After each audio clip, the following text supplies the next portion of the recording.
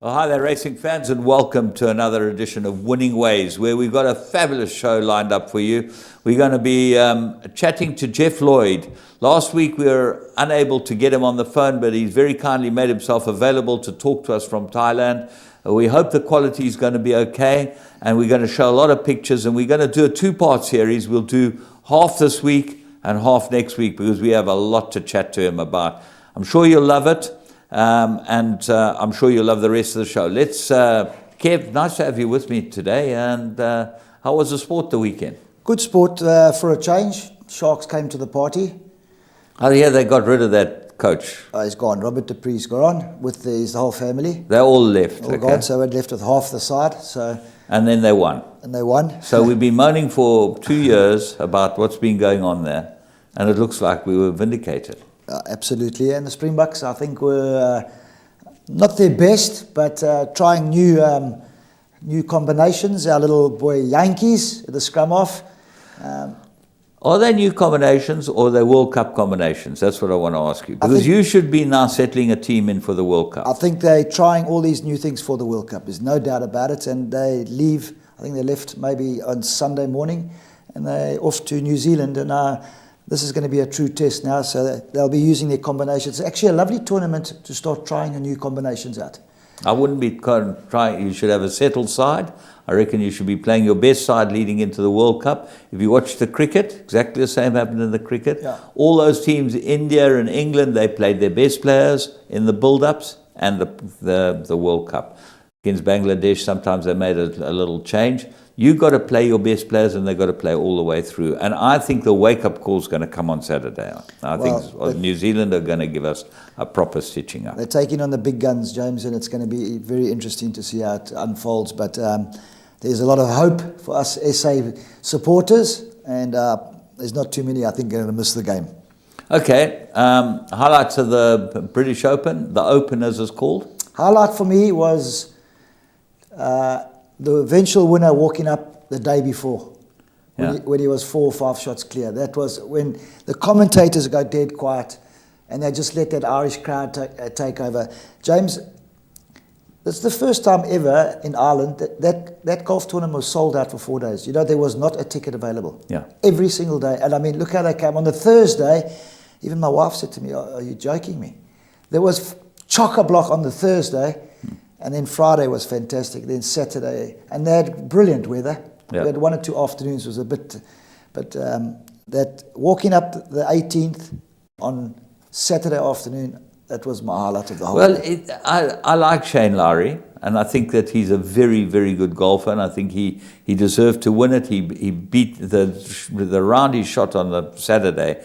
63 was just absolutely, it was a phenomenal round of golf. Even his caddy looked him in the eyes every now and again and said, you can't play shots like that. It was just too good to be true. He was putting it. I think he went 3 or 4 birdies in the last he parred. I think it was 3 birdies before that. Yeah. He went birdie, par. Yeah. And poor Tommy Fleetwood, he was 5 under and he was going backwards. Yeah, exactly. Yeah, but it was brilliant. I just love the British Open. There's no doubt about it. That and Augusta have got to be the 2 golf tournaments that stick out like a sore thumb.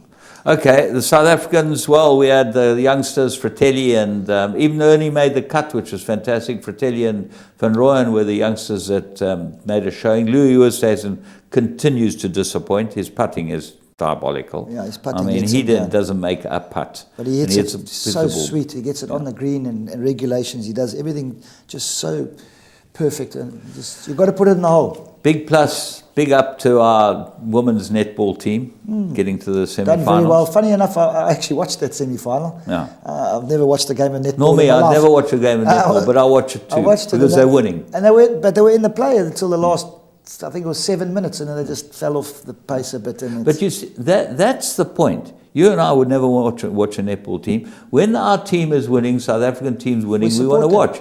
How can no one comes to watch the Sharks play because they don't want to watch him lose, and the Springboks and everyone else. So let's get the best team out on the pitch and see if we can win.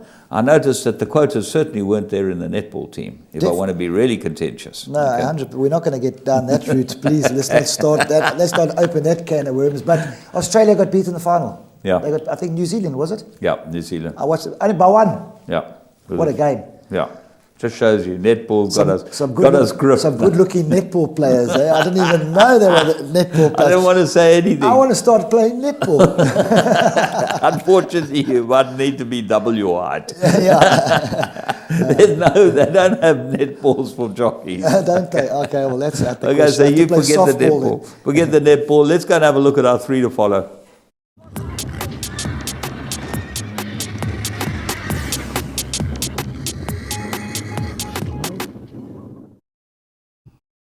Right, we're going to go to Greyville and we're going to go and have a look at the first one. We went on the poly track on Wednesday. This was the 17th. First race, Wendy Whitehead Barrier trialed a very nice looking horse. I put in my notes, Teichmann, have a look at this horse. He'll tighten up and he'll improve. Beautifully named after Springbok rugby captain Teichmann. Gary. And I thought it ran a cracking good race. Let's go and pick him up at the start. And see what we've got here. It's in the middle of the pack there in the famous Perkins colours. He's a big, strong black horse. He doesn't come out very well, and he gets across to the rail. Billy Jacobson pushing his head off to get him to try and keep in the race at this stage, Kev. Yeah, he looks like he's definitely a horse that wants a little bit of a trip, but nice to see Wendy. Billy did trial it and kept him on, but definitely a bit too short, the 1200. You can see just second last there. He's never once been on the bit. He was sluggish out, but James, you could just have a look at his action. He's got that stayers action. It looks like he wants a bit of time just to be held up. But there's Billy. He's on the fence. He's been hard at work the whole way. He's definitely got his riding fees worth out of this one. But just keep an eye on him. He's all on his own up the inside. I would say he's just about second or third last at the moment now. Billy gives him a little backhander. Stick comes through in the right. Not very green, but running on all the time. Look at this. He switches Now he starts getting into the race. He's by Eightfold Path. Yeah. Out of Argentine mare, and I thought this was a cracking run. I thought they should be very excited about that, and definitely he's going to go over a bit of ground. Remember, Eightfold Path's got a very good pedigree. Absolutely. Galileo, and there should be a lot to come from this one. Definitely. If you ask me at the top of the straight, you're going to beat 2.5 lengths, I would have said go back to the pub. Okay. Well, we didn't go back to the pub. We went to Turfentine on the Saturday to see what we could find there. And the second race at Turfentine was 1,000 meters, and very hard on the inside track to win 1,000 meter with a first timer. We thought this ran a cracker. Gavin Lorena gave it a good ride. Capitania, as by Captain of All, who's doing very well as a first season sire, out of a Northern Guest mare, bred by Himmel and Ada, David Hepburn Brown, and owned by our friend Mr. Shaw. So let's go and have a look at Capitania with Gavin Lorena aboard it. So there it is, drawn 3. It's in the sort of lime and purple and gold colours. Kev. Yeah, comes out very nicely, James. Gav pops it out, sticks it in the box seat.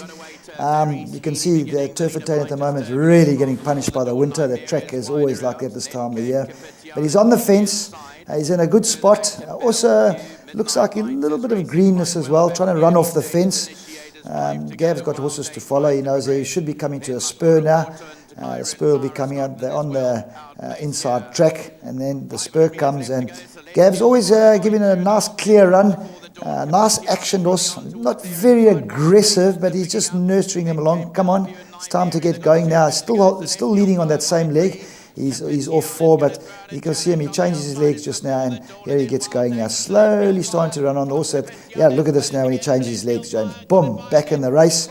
And I think you found a good one, yeah. Maybe a little bit further, or a little bit of given the track, where he can just hold himself up and just get into the race. I think hard horse to beat next time. Yeah, definitely in the right type of race, you'd look at a filly like this and think that you've got to be with it. The next one was race 3. Now, this had a run already, and we don't normally pick up horses that had a run, but we picked out the winner as a horse to follow. She's a Frankel filly, and we thought this ran a cracking good race. Let's go and look at a Macaulay, trained by Candace Dawson. And you'll see the rest are not even in the picture at the finish. So let's go and pick them up at the start.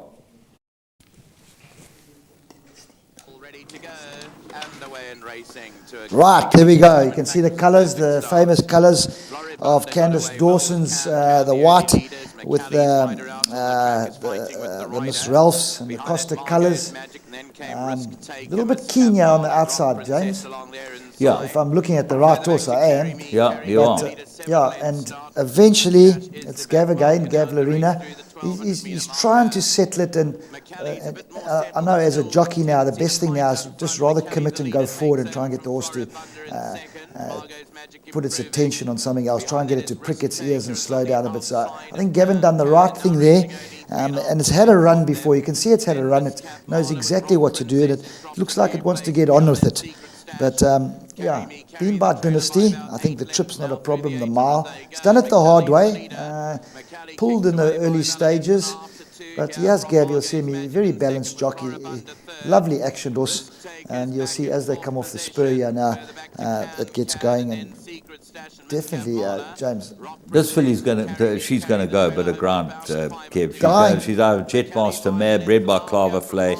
I think that this filly really is going to look for a bit further. She's done it all the hard way, and she gets inhaled at the end, but the rest of them not in the picture. Absolutely. Still kicks, James, after doing it the hard way, still kicks there, still in it, but you can see the legs now. A little bit wary. One that's had it a little bit easy with a cover and so forth and so on comes. But the second was definitely had enough by now. But not beaten far, and if you get a nice draw and I get a nice lead over the same distance, I think a very hard horse to beat. Well, there you go. Those three look like certainly horses worth having a close look at. Where are they now? I'm not sure that we haven't got some gremlins. We got one. Sean Cormac. We got to where are they now? That's fantastic. Let's see where they are now.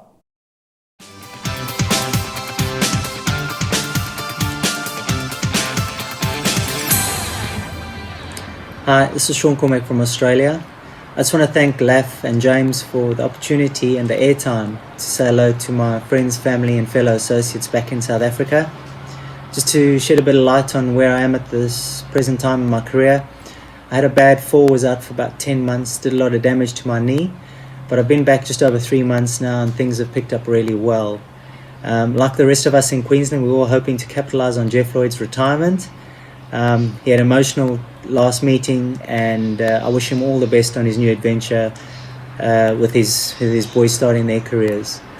I can't wait for the day that I can come back to South Africa and ride in a Group 1 to see all the old faces and the good friends and associates.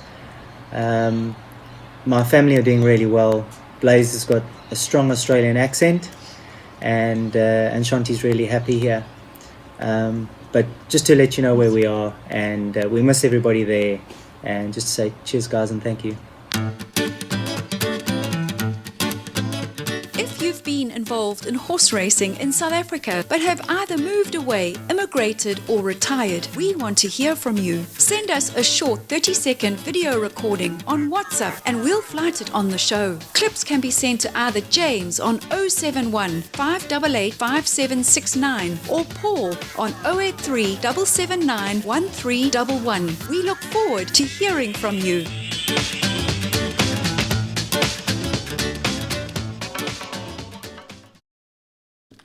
Well, Sean Cormac, so nice of him to have him on the show again, because I can tell you, Kev, one of our very first shows, when we were doing them in Clearwood, we were doing them in the cafeteria there, Winning Ways. That's where we started, with, the late Raymond Rogers producing. We had a camera there. Where the jockeys used to have their eats. Yeah, and we did Winning Ways from there. That's where we started until we got Flash and got the Winning Ways studio, you know, which Michelle Nera kindly put on for us. But that's where we did them. And Sean Cormac was one of the first guys we interviewed. We couldn't even get you. You were far too expensive. I don't even remember it was there. I might have been overseas somewhere, Mauritius or something. But just for the records, Sean had a winner the day before he done that interview. Oh, fantastic. And well done. And the day before that, Byron Foster, who's also an Australian, he had 3 rides, 3 winners as well. So the SA boys are they're fire. Since Jeff hung the boots up, the boys, like he says, taking a liberty. Let's go and have a look at the plum of the week. This is a good one.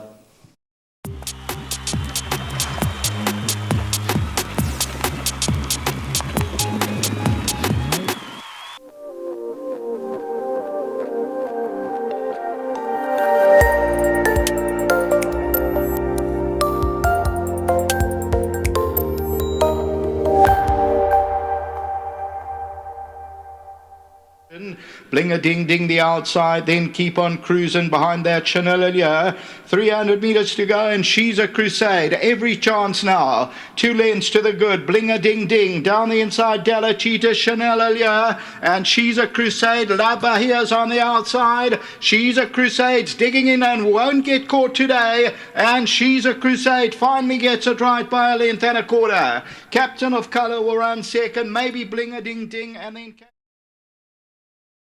Well, on Interbet, you could have got 12 to 10, even a little 13 and 14 to 10. This was the certainty of the year, Kev. We've been waiting for this filly to go back over 1,000 on the poly. She ran over the 1,200, got run out of it. She just, 1,000 on the poly, well drawn.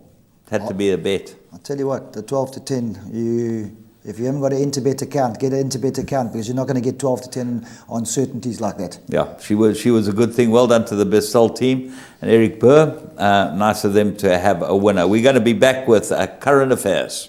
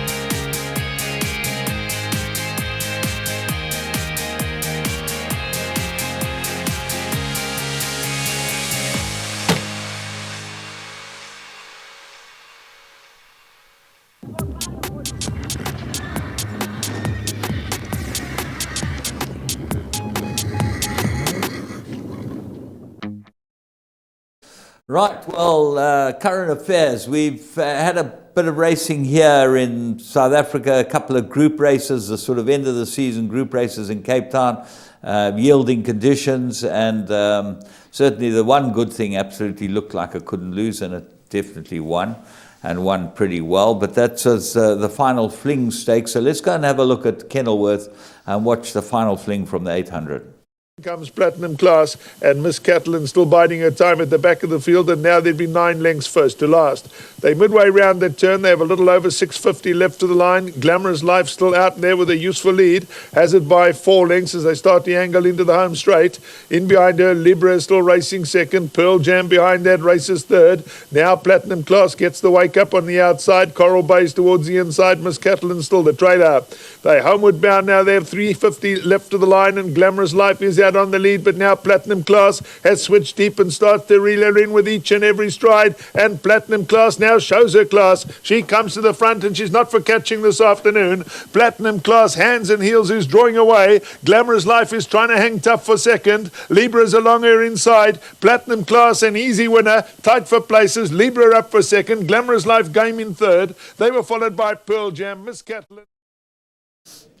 Oh, there you are. The Snaith team, Justin and Richard Fourie, teamed up with daughter Silvana, the Jetmaster mare, bred by Wilgeborst Drift, Maritz Fontaine, and now owned by Drachenstein Stud. Goodbye, this filly turned out to be Silvana filly for 210,000. And she was obviously very light and unfurnished at the sale, but well bought by them. She doddled in, Kev. James, people don't realise that's the winter track and gave them quite a bit of start, but doddled in is an understatement. Wow. Yeah. I'm sure that'll be on the float to the Champions season next year. I think that she's probably maybe going to stud. Maybe that's the last, you know. She's done it. She won a group race, and she's been...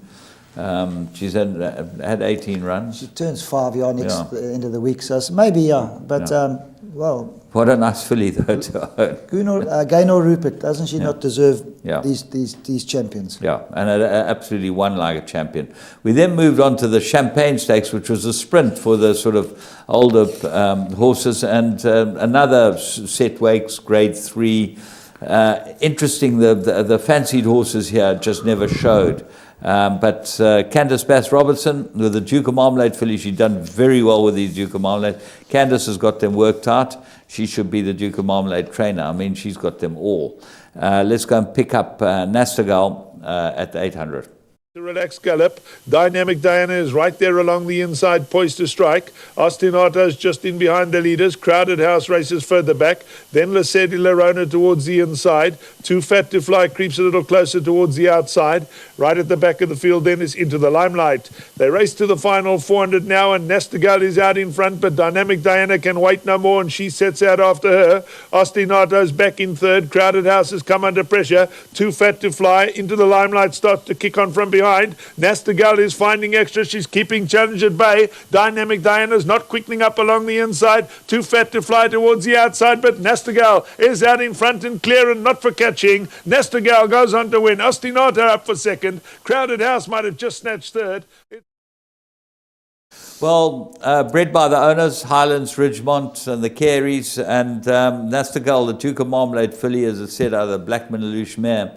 I thought an extremely good ride from Greg Sheen from the front. Yeah, absolutely. Greg's a good rider from the front, but just looking at the field, two candidates had 4 runners, and Glenn Cotson had 2, and they filled up the top 6. Yeah. So, yeah, it's not the nicest time to be in Cape Town this time of the year. You can see by the going, it's really cold, it's miserable. Going's very chopped up. But it allows those horses down there that aren't good enough to come to Durban and have been on that hard going for 4 or 5 months. I mean, I can actually say about a couple of years now, because they haven't. This is the first winter they have had in 3 years, and you can see some of them thrive on it. Yeah, absolutely, and it's good for Cape Town to have that type of winter. They've got to have the rain. Have to. And they've got to, the tracks then come right, and you give it a chance, and you come back to the summer tracks, which is fantastic. Absolutely, that winter track, there's nothing wrong with that winter track. It's just a completely different ride to the summer track. One's a short straight, one's a long straight. In the beginning, it's all the same until you get to the crossover, but I used to enjoy riding that winter track. Yeah, well, we move on to the international talk, and the big talk of the weekend was the Haskell, which is at Monmouth. It's a Group 1, and it saw the reappearance of the horse that was demoted in the Kentucky Derby, Maximum Security.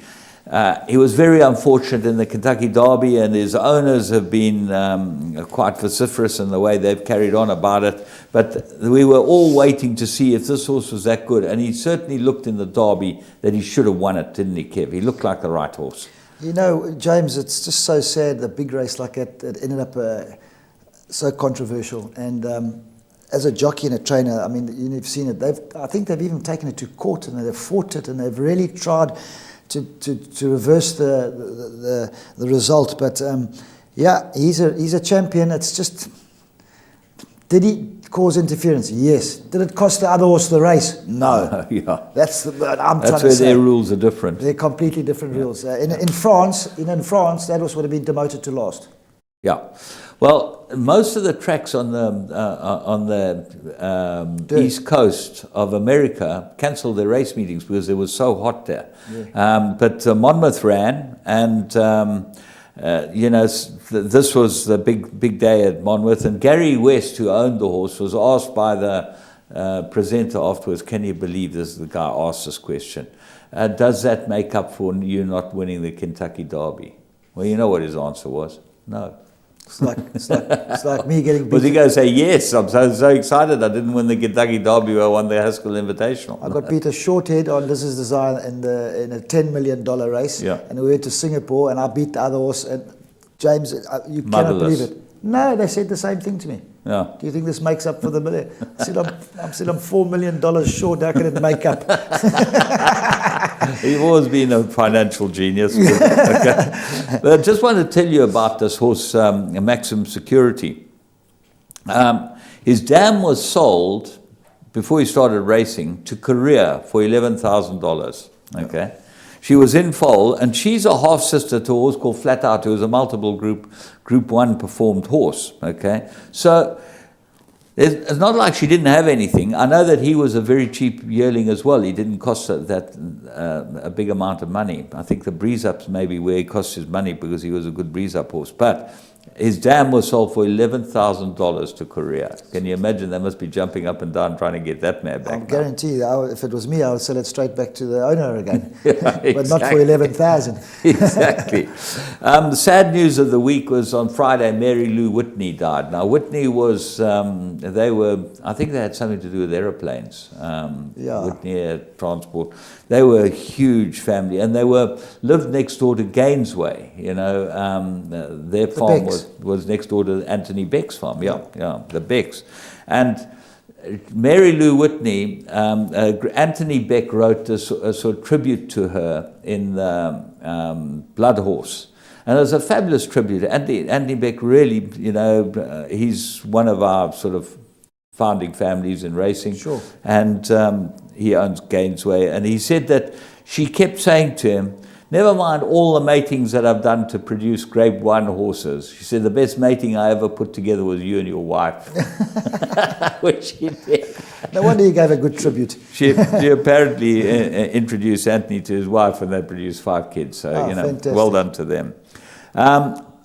South African news. Well, what certainly has something to do with South Africa. The Irish Oaks was won by a horse called Starcatcher by See the Stars. Significance. Gosden de Tory again. Gosden de Tory again, yeah. Anthony Oppenheimer owns it. Correct. Okay. And you know the significance is the dam is by Horse Chestnut, who you knew. Absolutely. It's fantastic. And there's a couple others. You can tell them about the others too. I mean, wow, this brings the South African. Open our gates, please, guys. There's horses in here. You guys are going to get big money.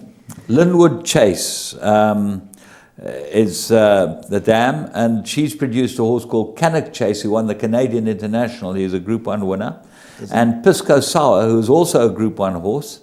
So, you know, this is the dam of the Irish Oaks winner. It's by Horse Chestnut. Isn't that fabulous? Worth bombs. Yeah, and it's out of funny enough, the third dam's an Argentine mare. But So, James, what's nice about that blood's going to, because she's going to go to stud, that blood's going to stay, and it's, yeah. before you, in 4 years' time we can look, or 5 years' time we look at, been multiple Group 1s that have come out of, I mean, Starcatcher. Yeah. It's going to guarantee Frankel's already knocking on the door to line them up, or Coolmore are looking to do something with it. Anthony Oppenheimer will have it all sorted out. He Yes. actually probably send it to that horse that's gone to the National Stud. I'm just trying to think of his name. Anyway, talking about dams, Pivotal. And we know Pivotal, okay? His dams last year had 10 Group 1 winners, okay, which was the record of any horse's dam to produce 10 Group 1 winners. The highest before that was 2011. Danehill had 7.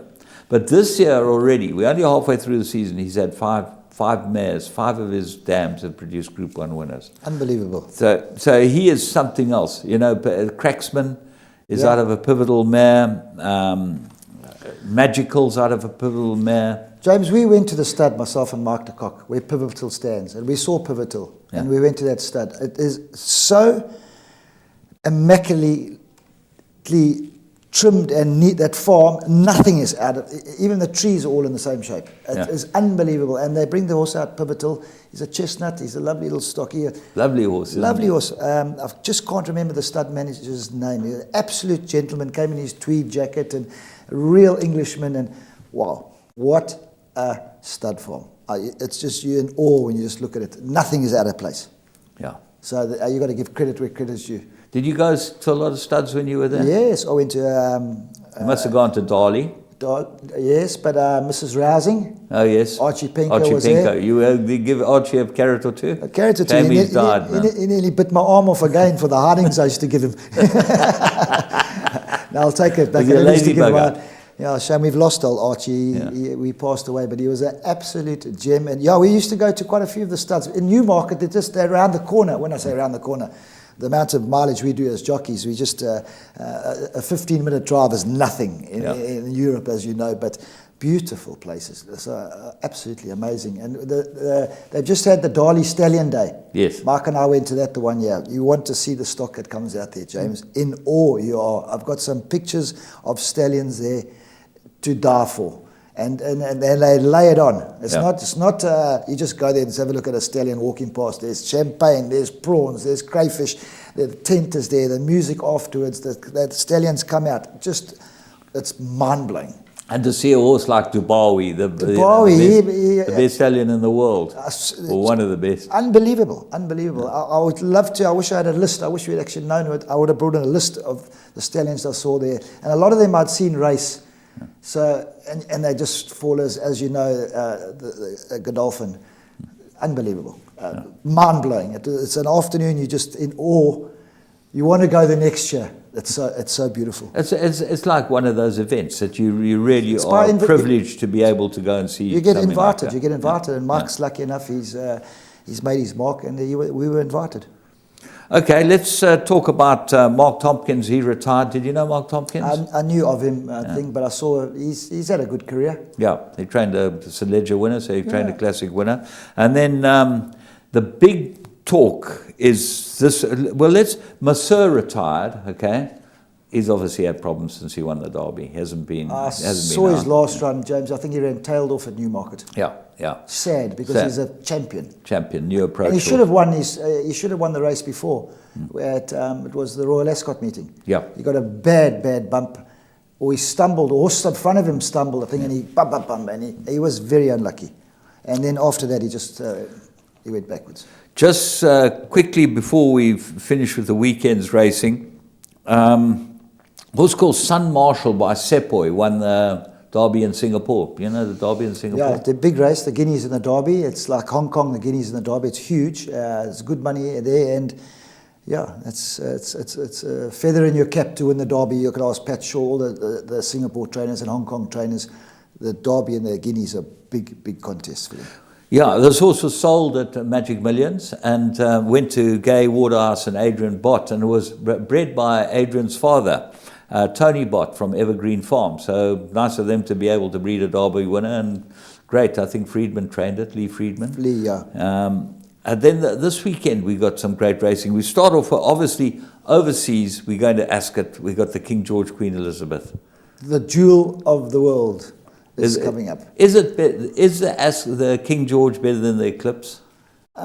Two different race courses, James. You know, the Eclipse is a toughie. Oh. I mean, Sandown is not an easy course to ride on and fitness levels, but it's two good races, because I tried to get Frankie Dettori to come and ride in the July. Yeah. And there was a choice of, he could have ridden maybe one of the top four, and it was the Coral Eclipse day. He said, send me the dates. I sent him the dates. He said it straight back. He said, it's Coral Eclipse. Enable's running. Sorry. Enable. Well, he's riding Enable again this weekend in the King George, Queen Elizabeth. And his normal ride is the horse that's the top-rated horse in the world. You know, his name is Crystal's Ocean, and James Doyle's got the ride on him. So it's going to be fantastic. Yeah, you don't miss those races, James. It's just something you just, I don't know, I thrive to watch that. Well, we've finished with our big ones here, because we've got the Champions Cup. Fantastic. A lovely field. Yeah, great field. Some top horses there. Mike's got a couple that Buffalo Bills come to take on. Big talk about Buffalo Bill Cody, but the way he was it. Did he beat Liege? What was the horse? He beat a horse of Sean Terry's. Yeah, but I don't think it was Liege. Not Liege. Yeah, but gave it he was quite impressive. But then Socrat, what about Socrat? How can you forget about him? He's the best miler around. Never forget about him. But Mark's, he's owed a little bit of a favour after the July debacle. When I say debacle, it's just the accident. It was an absolute accident. And then the other horse was never given any chance. He never got in the race. Well, he pushed him the whole way. I thought, Mark spoke very highly of him, and I respect Mark when he speaks like that. But I just thought, James, that the July, you've had 5 runs in the July, a little bit iffy, because it's not a pansies race. Yeah. It's a rough race. You've got to get out there and you've got to get into the race. Into a position. You've got to hold yourself, and you could just see he shuffled back a little bit, and then he was off the bit the whole way, unfortunately. But there's the 2 big juvenile races. Then the bet of the year is in the Merchants. Nah, the Justin Snake's horse. Casimir. Casimir is drawn a bit badly. Bet of the year. Bet of the year, Gabor. Gavin Finzel's, it drew 14 out of 15, ran 5 wide on July day. Yeah, it ran a cracker. And ran third. It's drawn 2. Yeah. Yeah. Even I could win in it. Okay. Well, Gabor and Casimir, then that's a double Two of the bankers, year. 4 fields. That's a double of the year because I think I'm that worried they'll about both are right. Casimir. I know he's last on, I understand. I'm just worried about the draw. I wish he was He'll drawn. win. Don't you worry about it. I'm happy He'll with win. that. All right. Okay. The doubles And on then we'll wait. Interbet. Take your doubles on Interbet. Yeah, get on Interbet. That's where it's all about. Kev, anything else from your side? No, that's you about, working? That's all. Yeah, we just keep working. I'm looking forward to it's Racing Masters Sunday. Yeah. We're going to miss you. It's going to be a lot quieter without you. Yeah, well, And we don't want to go down there. Can't play, you can't play. That's what it's all Yeah, about. so we got the Gold Cup. It's fantastic, and then Racing Masters. And funny, James, this year we'll be finished the Racing Masters, and we won't even be into August yet. Yeah, So, exactly. so the 27th is the Gold Cup. Looking forward to it. Stayers haven't been our forte in Durban, so it's interesting field. Yeah. I'm quite. I think. I like Crawford's horse. I think it's a very big price. It ran a cracking good race last time. There's some P horses that in little there too. horse from Crawford's, Give Me One Night, Give Me the Night, Yeah. or whatever his name is. Fricky's out. I was waiting for Fricky. Yeah, They pulled it out. yeah. So that's gone. So I that's a think these shame. PE stayers, Yeah. they stay like poor relatives. They've been here before. They've run around a few dams, had a few stops on the way, And taken the Gold Cup home. Yeah, and taking the gold cup. Anyway, thanks, Kev, for joining us. Pleasure. Nice having you. And you'll be going to be looking forward to a two-parter now with Jeff Lloyd. We had such a great conversation with him. We decided that we're going to make it into a two-parter. So the first part will be coming now in your call, and the second part will be next week in your call. Hope you have a wonderful, fabulous week's racing. We're all looking forward to it and looking forward to catching up with old friends. Enjoy.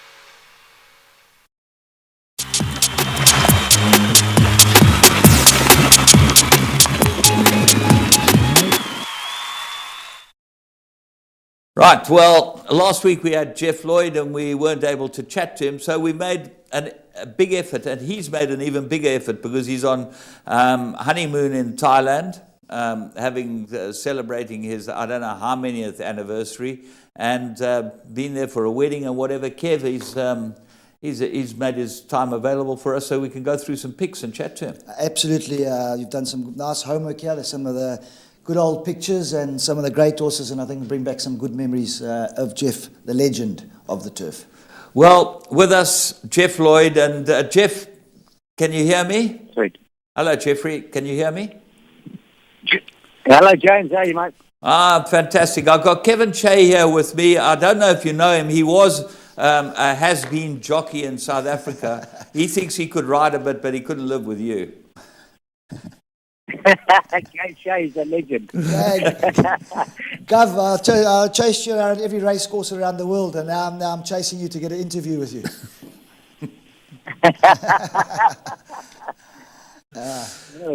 Okay, Jeff. Well, you know what? Nicola's given us some pictures. You've got an order there, and we're going to run through the order and chat to you about them. And the first one we're going to put up is a picture of you at the Jockeys Academy. How old were you then? I joined the academy at 14, James.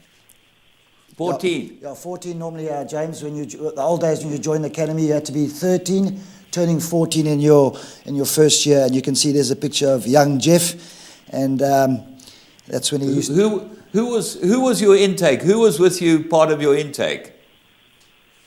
We had Brett Smith.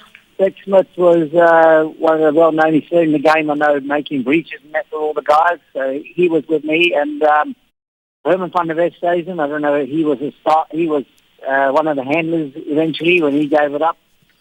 Roy Faree, he lost his life not long ago, and it was a nice year.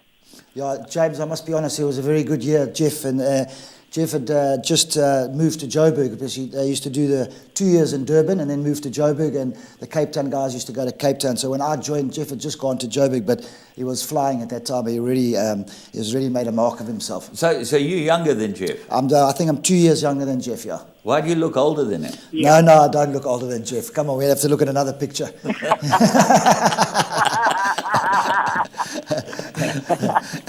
Jeff, you moved to Joburg, and obviously you moved to Brian de Villiers. That was the start. Do you want to tell us a bit about Brian and how your move was there at Newmarket?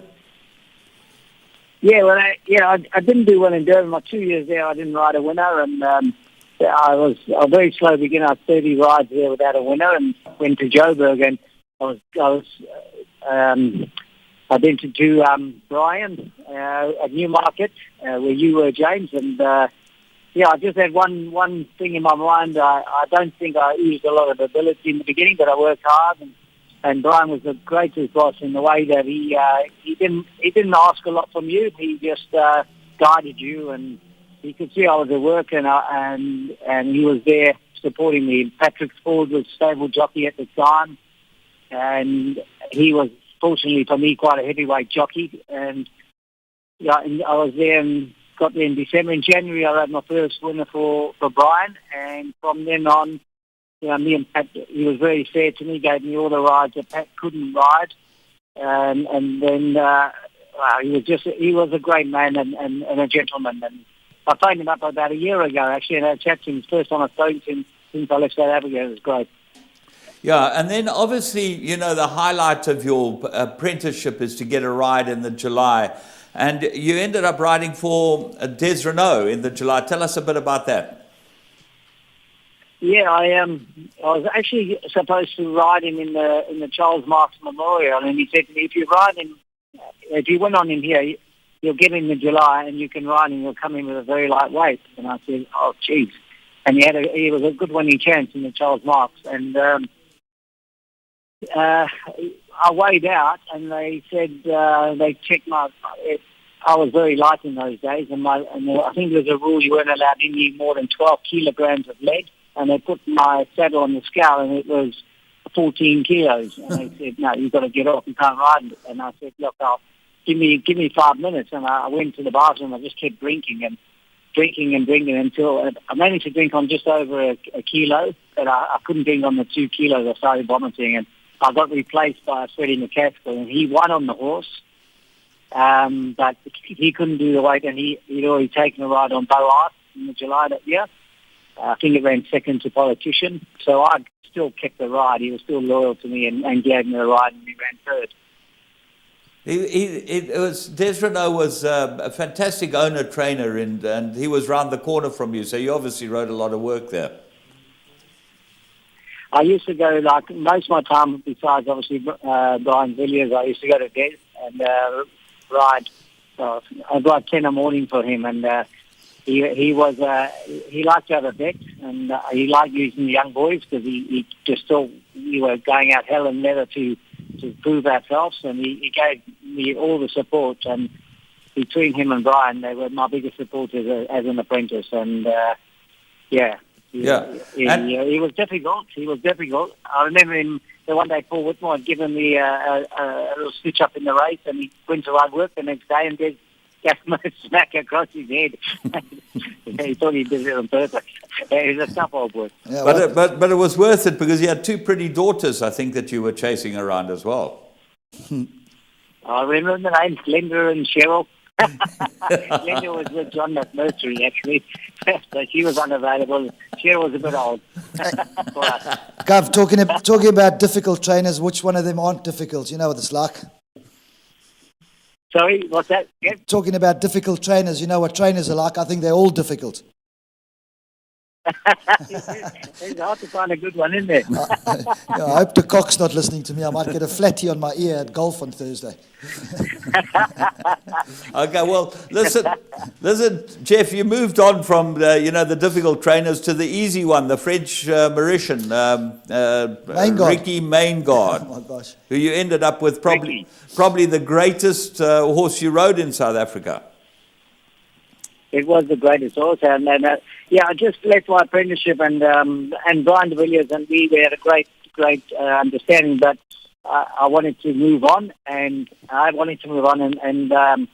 unfortunately, my career had to come first, and I was offered a couple of decent stables, and one was Michael Roberts, and one was Ricky Maingard, and I decided to go to Ricky, although I was second jockey to Freddie McCaskill. He was a young trainer that I could just see.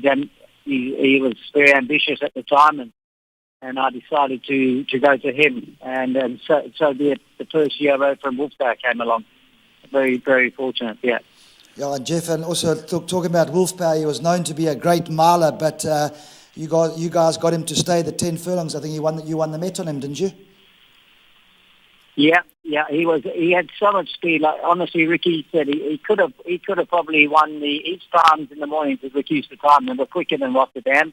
That was one of the best sprinters Ricky trained, and he could do times that were quicker than Rotterdam. So he could have easily been the best 5-6 furlong horse, but he stretched him to a mile, which he did with ease. But once he went further than that, he was vulnerable. But he managed to get away with the Met being an easy 2000, and got a lot of luck in the run from Milford Barrier, and won. He only just another 50 yards. They come back and beat him, Spanish Pool and Debonair. But he was a great horse, and Ricky done a great job to get him to go 2000 because he wasn't really matched out to do that. I got to give you credit where credit's due, Jeff. I thought it was a great ride as well. So don't give all the accolades away. It was a lot of on your half as well.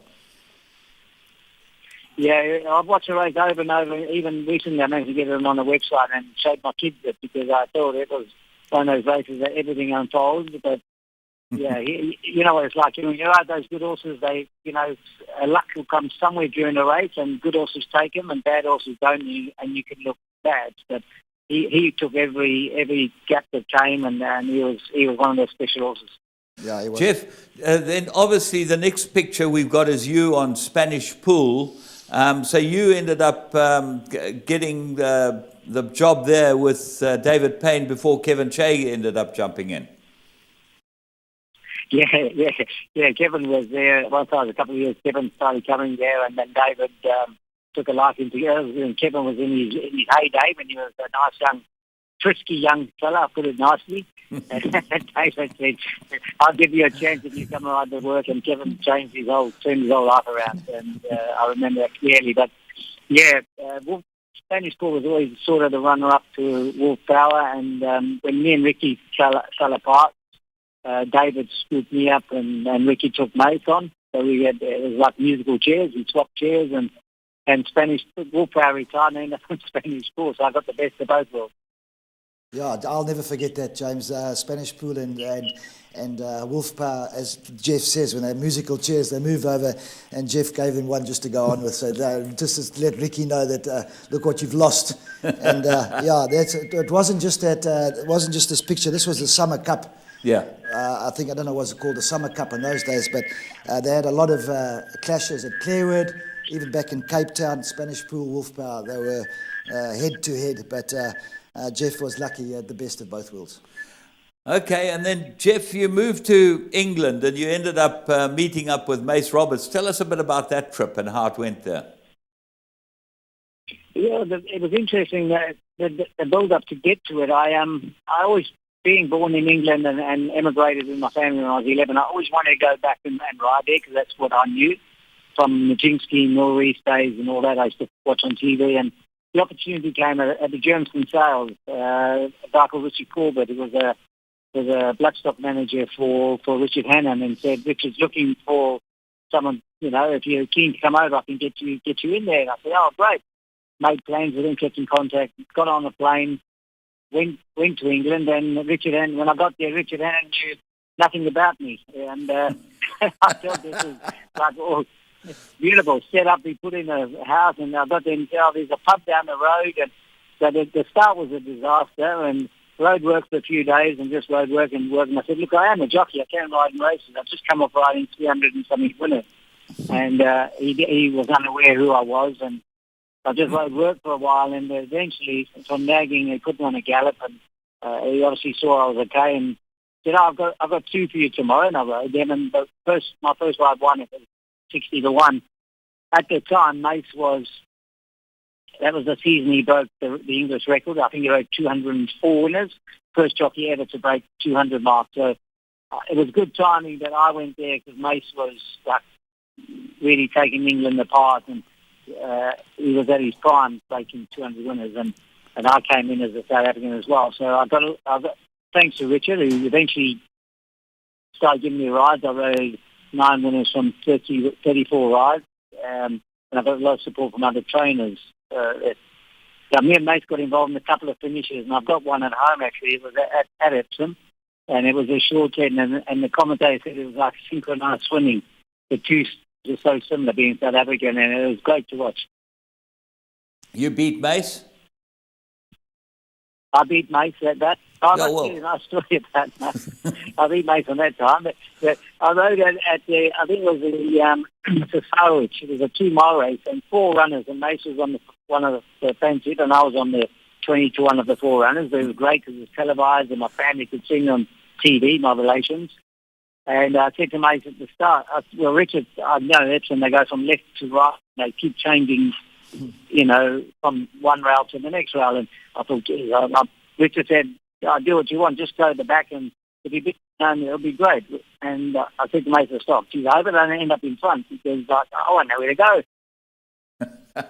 Gladden and I ended up in front, and I thought, I went as slow as I could, and nobody went around me. And I spent the whole race like a 4-kilogram apprentice, turning around, looking to make sure and they were doing the moves first, like going across to the other rail, and then I'd see them, and then I would go. So it was a disaster, and I straightened for home, and I kicked, and I thought, geez, I can't hear nothing. I can't believe it. This is going to win. I was going to the furlong mark, and nothing's behind me, and I looked across, and obviously the going at Epsom on the down that wet track was the outside fence. The 2 Irish jockeys and Mace went to the outside, and I was the only monkey on the fence, and they beat me a furlong. Yeah. Jeff, Mace stitched me up. I just love that story, because they done it to me at Newmarket the one day I went to the front, and exactly the same thing. They just said, just stay just off the inside rail. I stayed off the inside rail. When I looked left, the whole field was on the outside fence, and they beat me a furlong and a half. So that's why, Jeff. That's why those jockeys, those heavyweight jockeys, put on their suits and go and walk around the track to find the best going. All you lightweights, you don't care. You just sit in the jockey room drinking champagne. Yeah, exactly. We eat and drink and go and hope for the best. Yeah, exactly. Well, then, obviously, the next set of pictures we got is Mauritius, and you had a very successful stint in Mauritius. You were a champion jockey, 5 times there or something ridiculous? Yeah, I went when I was younger, and Kevin was there at the time. I think riding for those blue, what were they, Kevin? The blue, red, and white. Yeah, riding for the Chinese Lee Sing Sung. That's right. Yeah, we were there together. And I was only there for 3 months. I won the title for Philip, but I was very naive and green and wasn't quite sure how it all worked, and didn't really enjoy it, all the pressure of the betting and side of it. I wasn't into that, and I never went back until when I went later on in life, when I was married with my children, and I went back and I went just for 3 months because I was getting a bit fed up with racing. I thought it was time to retire, and so let me just go there, maybe I'll spark something, and 3 months turned out to be 4 years. It's great. Philip Henry was, and a legend. Obviously we all know, a great trainer. Yeah, a legend trainer, Philip Henry. I mean, you and Philip were if you had 3 winners on a day, it was an absolute average. Yes, but you had to back the right 3. Yeah, that was the hardest part, yeah. Jeff, you then went and did a stint in Singapore, and you ended up with our friend Patrick Shaw there. And I think your first big winner was for him, first international Group 1 winner. Yeah, I went to Singapore for a 3-month stint, and Pat obviously supported me like he always did. Starting the time I went there, and I rode, I think, 14 winners in the time I was there, which was very good. But I never got an extension over something that I was not too sure of. But anyway, I went back. Pat asked me to come back a couple of years later and ride Mr. Lion in the Singapore Gold Cup, and went back and won it. So it was great to be back, and it's a lovely place to ride. And obviously Pat makes it fun because he's always there, and he always took us for lunches and dinners. And you know what Pat's like, he just spoils you rotten, makes you feel at home. So it was great to pay back, you know, for what he did for me in 3 months I was there. To go back and win the Gold Cup was great. It's a big race there, and the racing was very big in those days there. Yes. I think it's like I'm not sure. I've spoken to a couple of jockeys who have been there recently, and I think that was probably obviously the stake money keeps going up, but when I was there, it really was like the beginning of it started. The stakes really started like doubling from 100,000 to 200,000. I think it's gone more, but it was hard for us, and I was quite happy to call it quits off. The young family, my kids, I think were 1, 2, and 7 at the time, and it's so humid and hot, and we were stuck in an apartment all the time. It was hard to get out because of the humidity, so it was probably bad timing, but still, you know, it still ended up something, you know, you look back and you know, glad I did it. So then from there you came back to South Africa, I think, and you had the 3 Group 1s, 6 winners in a day. Was that for the Basses? I think you rode for the Basses then, March Shitlip's colours. Yeah, that's right. Yeah, I started at the beginning of the season. Mike Bass said to me, would I, you know, come up and ride with him? I'd had a lot of success in Durban during the season with him, and I travelled up and became his stable jockey in Cape Town over the season. And Pocket Power was around. That was his first Queen's Plate Jane Bent double, which I rode in before Bernard got on him. I broke my foot and Bernard got on him, and he ended up stable jockey and won the next, I think, 2 Jane Bent Mets on him. But yeah, I think it was they were all very good horses. JPEG went on to win in Dubai, and Sun Classic, Kevin had success on as well, also ended up in Dubai. So there were 3 proper Group 1 horses, and just lucky to have the 3 of them all on the same day. Yeah, Jeff, I can't agree with you that Philly Sun Classic, she was really something special. I mean, you know, she never ever got a draw, but used to come from the clouds. But wow, was she something special? Yeah, she was. She was switch on, switch off. Yeah.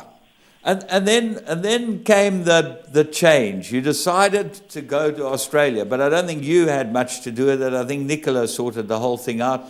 Apparently you're too lazy to even fill in the papers. What was going on there? Well, nothing's changed. I always rely on everybody else to get me around. I'm not the most organised person in the world. If it wasn't for everyone along the way, I don't know where I'd be.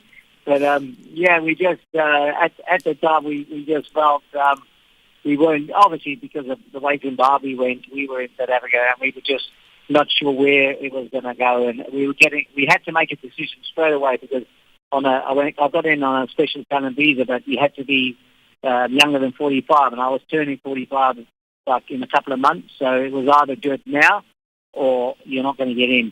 So it was a very quick decision, and myself and Glenn both decided, because of, obviously the family's together, that we were all going to make one swift move, and off we took a big gamble, but it paid off. And Jeff, you arrived in Australia. A couple of things didn't quite suit you. I heard your driver's license didn't last for very long. You got too much information. It's a new one for me. Yeah, I know you like my child, my friend. I was driving when I arrived there. Obviously, the only contact I had was David Payne, and he was about 40 minutes drive from where I was living. And I said, David, I'm here. You sacked me when I was 27. You said I'm too old and got Anton Marcus. I'm now back at 45. He said I'm sponsoring the old retirement village or something. Anyway, I rocked up for work, and And I was getting up at 3 in the morning to get there at 4. And in Australia, they only ride work maybe twice a week, but I was still in South African mode, and I went every. And it was over Christmas time, and I was driving to work, and eventually knew where all the cameras were. So I was trying to get 5 or 10 minutes extra sleep, flying to track, slowing down at the cameras, and then when I got to this tunnel just before Sydney, it's about a 3-kilometre tunnel, and there's about 2 or 3 traps in the tunnel. And my nav went off, so it never picked up the cameras because you're underwater. So during there, I thought, this is a lovely 3-kilometre strip. I can get foot flat, and I burned it through there. And I was in Australia about a month, and the tickets just started coming.